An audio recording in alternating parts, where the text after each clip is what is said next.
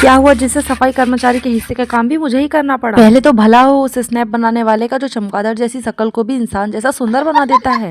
तो इस महान यंत्र का लाभ उठाने से हम किस प्रकार बच सकते थे भला। तो आज हमारी शक्लें कुछ इस प्रकार से बन जाती है। हाँ पता है थोड़ी कबूतर से मैच हो रही हैं। फिर क्या थोड़ी देर अच्छे से घूमने के पश्चात मैं कुछ ऐसी हरकतें करने लगती हूँ जिससे प्रभावित होकर सर्कस वाले पहुंचते ही होंगे मुझे लेने के लिए। फिर क्या थोड़ा नाश्ता पानी ठूसने के पश्चात हमें मिल जाता है लिपाई पुताई का काम। तो चलो फिर लग जाते हैं। मेरे बिना काम के भाई तो कर रहे होंगे ना बिस्तर में आराम, लेकिन हमें क्या, हमारा तो आराम हराम है ना। ये भगवान क्या जुल्म है। ये देखो चमकाने को कमरे का हाल हो जाता है हमारा बुरा हाल और मुंह हो जाता है लाल लाल। ओहो मैं तो थक गई। लेकिन यहाँ पर अभी खत्म नहीं होता क्योंकि मेरी माताश्री को मैं बैठी हुई बिल्कुल पसंद नहीं हूँ। तो मेरी तेजस्वी माताश्री मुझे और दूसरा काम दे देती है। फिर क्या हमें बाहर की बाउंड्री पोतने का काम मिलता है और सीढ़ी की सफाई करने का। दिवाली में पोते नहीं हो ना तो अब पोतो। फिर क्या अपनी किस्मत पर 2 घंटा रोने के बाद हम लग जाते हैं काम पर। रो दो लेकिन काम तो करना ही पड़ेगा ना। फिर क्या थोड़ी देर सूर्यदेव को निहारने के बाद और अपनी सीढ़ी की सफाई करने के बाद हम लग जाते हैं बुताई में। फिर क्या शाम को आता है ऐसा भयंकर तूफान जिसे देखकर मौजोलिका का भूत भी भाग जाता है। फिर हम तो मामूली इंसान हैं। फिर क्या अब यहाँ तक आ ही गए तो सब्सक्राइब कर लो, नहीं करोगे तो तुम्हारे गुर्दे में छेद हो जाएंगे। कर लो यार।